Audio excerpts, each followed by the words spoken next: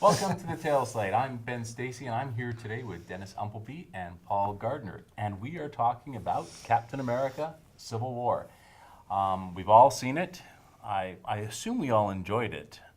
I'm getting the feeling that we did. Yeah. Yeah. I loved it. What's that? I loved it. Oh, you it. loved it. Excellent. Good. I thought you were going to say you hated it for a second. So we just want to give you our thoughts on what we thought of the film, and there will be spoilers in this. So if you haven't seen the movie, go watch it first. So overall impressions, I guess, of Captain America: Civil War. What, Denis? What were your thoughts? I don't know. I felt it was one of those movie experiences where for a while after I left, I was a little kind of confused about how to feel, because it reminded me actually a lot of watching the first Avengers, where it seemed like a movie that was kind of a culmination of a lot of stuff that they had been doing already.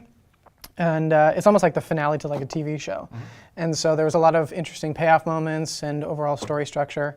But ultimately, I mean, in thinking about it now, I just really generally enjoyed it. It seemed like to be a series of interesting payoffs, which has been really fun to watch. So, yeah. Well, I kind of described it as just absolute joy. Like I've been waiting for a long time to see Spider-Man actually realized properly on screen, and so for that 30 minutes that he started to finish, I thought it was brilliant, and I mean it was kind of more like a real Marvel Comics story I'd expect to see, which was it.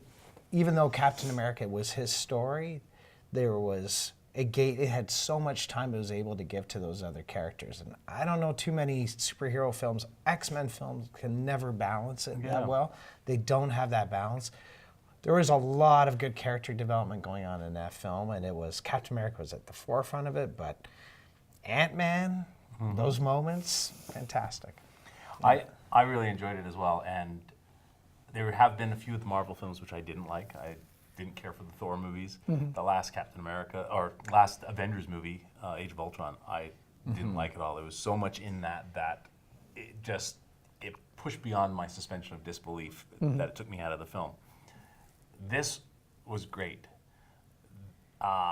Everything worked. I mean, I was worried, like in a lot of films, when they add so many characters that you don't get time, like you're saying, to see each one and understand each one. Yeah. But there was no problem in this. Even introducing two new characters, Spider-Man and Black Panther, you felt like you know those characters. I mean, that doesn't always work. Look at like Spider-Man 3, all these extra villains, and you just did not care. Yeah. Even Batman v Superman, all those characters, there was so much in there that you just couldn't feel anything for the characters. This, you could understand everybody's motivations and what they were doing. So yeah, I was super impressed with it. Yeah. So let's talk about, I guess, the two new characters that were introduced. Obviously, Spider-Man, the one I think a lot of people were waiting for. I really enjoyed Spider-Man. I liked what they did with him, being a young kid, and it actually makes sense. I was worried at first. I thought it might be better if he was an older Spider-Man.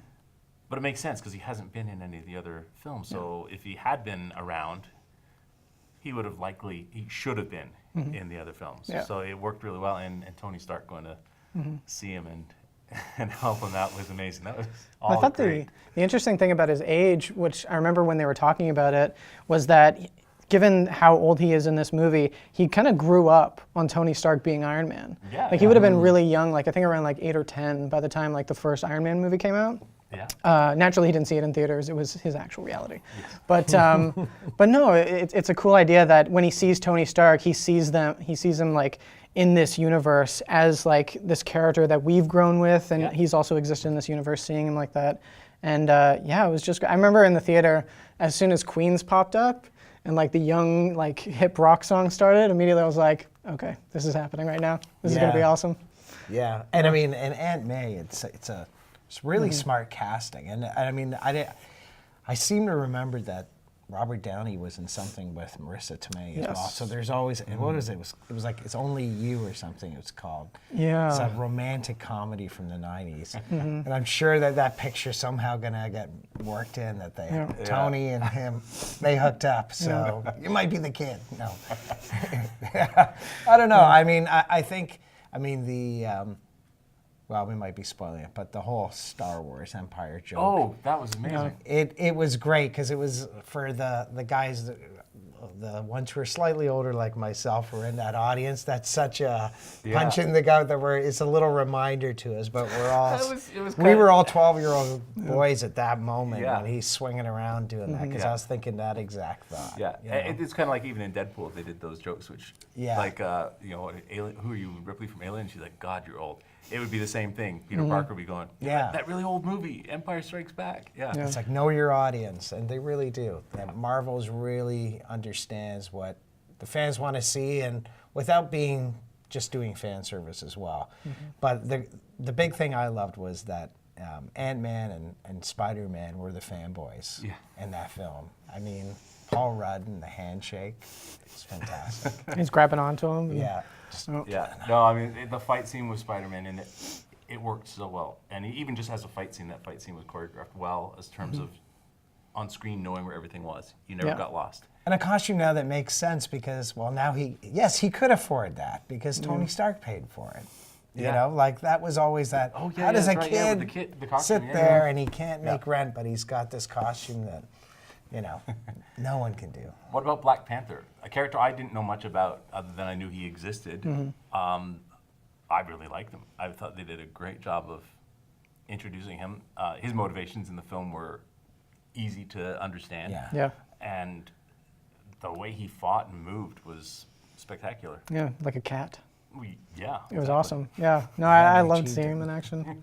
Yeah, and I mean, it's, I read as a kid, when I grew up in Scotland when I was just a little kid, and we didn't get DC. So, and I loved Batman, and then it was like, oh, well, Black Panther kind of was Batman for Marvel, but it became such an interesting character. So, over the years, I've always loved seeing that character, and you know, I don't want to say finally is here because that's, you know, getting into that problem with the DC universe.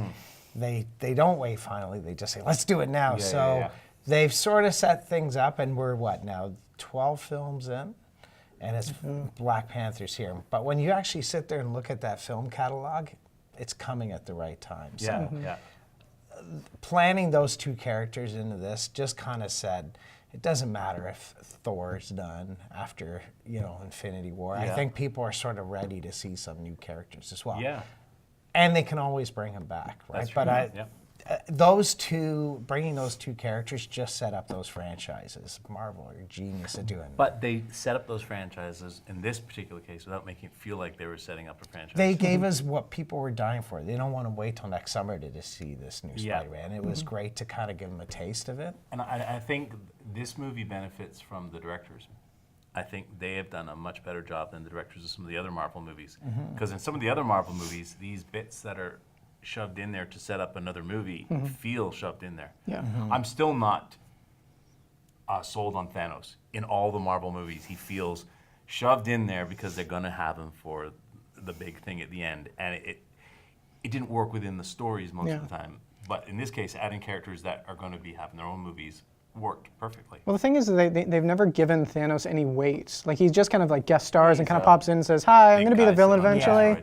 Like, what was cool about this one, especially with something like Spider-Man and Black Panther, like, they gave them emotional weight. Like, in this, Black Panther loses his father. Like, that's an important story point for him to have to go through in this movie. And something like Spider-Man, like, his entire conversation in his bedroom with Tony was such a great way to set up that character and also explore things like, I've heard Peter Parker say things in this movie that I've never heard him say in any of the other movies. That really gets to the core about who he is and why he does what he does.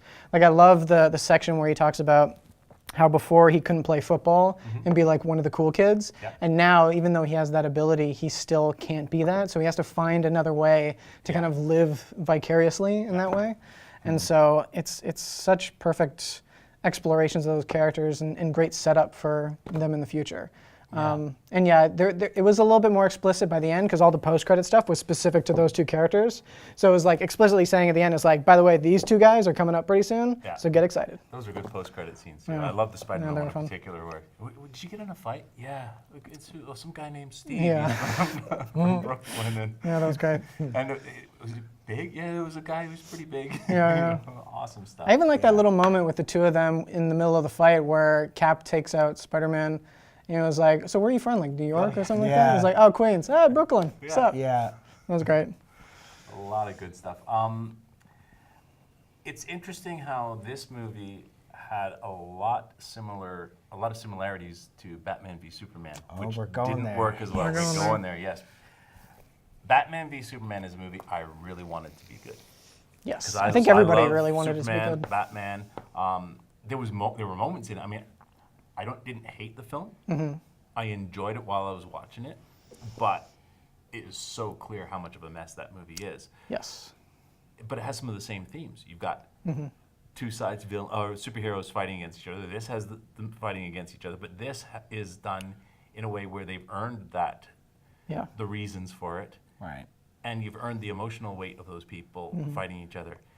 Batman v Superman was just like, oh, let's do it because it'll be cool. It took 12 movies to get them there, to have weight. And this is like, we're doing it in this film. Yeah. And really, this should have been, I was actually talking to my friend about this the other night. So sad. I'd love to talk about this, but it's like, it should have been a world's finest film, and that's it. It's like I love Wonder Woman, but you didn't need to bring Wonder Woman in. There's people have been waiting to see those two collide. And really what happened, I think, was that the studio got scared of Man of Steel, didn't do the money they wanted, so let's bring in Batman now.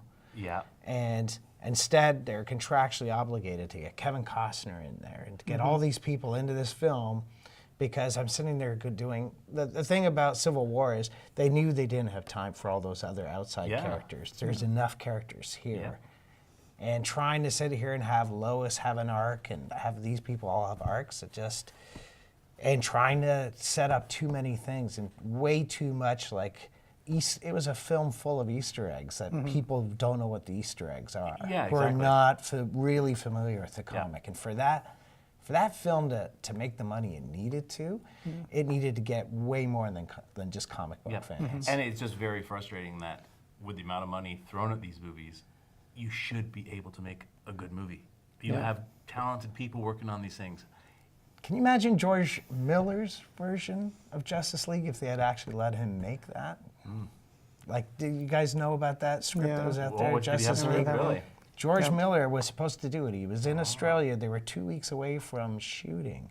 They had it all cast. It was the guy who played Lone Ranger. Army Hammer. Was supposed to be Batman. Yeah.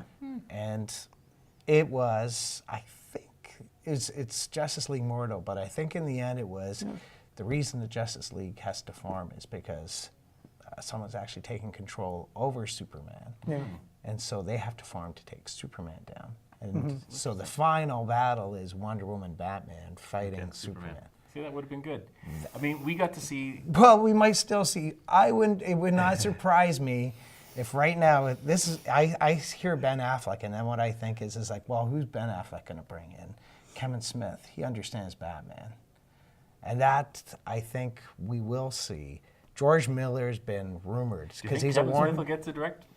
I think he'll get to write. I think he'll be that if they're Because smart. he would be freaking out, excited if he got They a chance need- to write or direct. I don't know if he'll be credited. I get the impression that Ben will probably like call him late at night while he's like co-writing the script, being like, "Kev, what's all this comic book stuff about? Can you tell me?" What Warner Brothers needs to do is they need to actually hire Bruce Timm, and he should become the executive producer for all feature film projects. He is Isn't their Jeff Johns involved? Yes, but I think Bruce Timm just has it down, Yeah. and he understands. He has taken look what he does. He does all the DC animated, and that stuff is epic. And if that was a feature film, like, do you remember the Batman, Superman, the team up they did, the animated? If that had been a feature film, that would have been epic. They would be seeing the same numbers that Well, yeah, Civil it War. could have been as Civil good as War's Civil War. already passed. Yeah. What was it, Superman right now. Last thing I want to talk about, because we're running out of time. We'll on go this. on forever Yeah, we on will. this. Is the difference? I guess you can again compare it to Batman v Superman. Difference in the villains. In Batman v Superman, Lex Luthor comes up with this crazy elaborate plan, which doesn't work, and it didn't even work for the audience. In this one, you have the villain Zemo, who hatches this cool plan and really wins. Yeah. He accomplished what he wanted to do. Yeah. It's pretty cool. And you actually understand his motivation. Yeah. Yes. I can't remember what Lex Luthor's motivation. Yeah, no it got motivation. lost in like. He was just a villain. Yeah, it got lost in like I was just waiting. eccentricities. When's his hair gonna fall out? What's gonna happen? What's gonna zap him? Yeah. You know. Yeah. So, I mean, there's tons to talk about Captain America Civil War. We're going to have another panel. We're going to have some other people in here talking about it too. But overall, an amazing movie.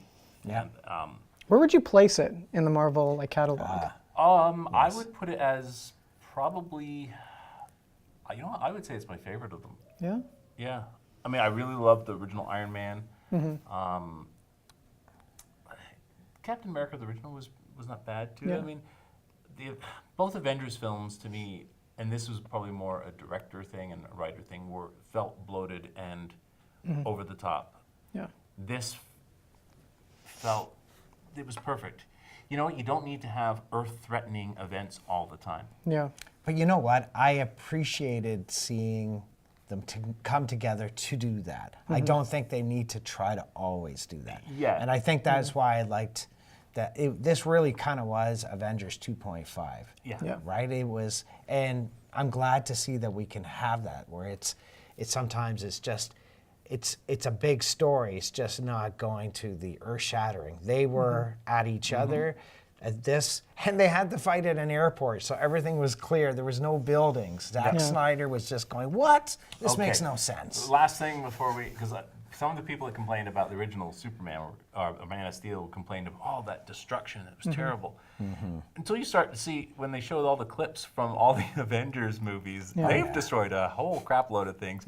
And that airport thing, I'm thinking when Ant-Man's picking up that airplane, it's a 747 he's swinging on, that's like $100 million airplane that somebody owns is getting destroyed. I know there's no civilians there right now. But it wasn't in North American soil, so we're So it doesn't- happy True. with that. Although the thing that the question that it kind of raised for me in the end, which I've never seen any discussion kind of address this, is that what does it mean for like the third act of all these Marvel movies from now on? Because this movie kind of emphasizes the consequences of all those final act decisions, like all the big giant set pieces. Yep, It's like, what are they going to do now? Like, how can they justify their huge elaborate action scenes in the future? Yeah. I'm curious how they're going to go about that, or whether or not they're going to go so intimate now in the future, just like one-on-one battles. You know, the big thing as well is and they did it so well with the Avengers where, you know, when Iron Man started off, it was so sort of, it was semi-based in reality, and then it was slowly opening up, and I remember Jon Favreau saying that, you know, he couldn't do Thor because he didn't know how to make that magical aspect, and he didn't want to do that with the Avengers. And I kind of think it's like, it's still going to be challenging. I know they'll do it, but it's like they're going to now do Guardians of the Galaxy and bring that together because that's going to show up. So seeing those characters in the same frame, particularly that raccoon. That's a topic. We have had a discussion about that on previous episodes. I do want to cover that on another episode again. Maybe I'll have you back, Paul, to talk about that. The fact that is it a good idea to have this universe with all the characters in all the time? Yeah. So we'll leave that for another discussion. But that was our thoughts on Captain America: Civil War. Be interested to find out what your thoughts are, and there you have it.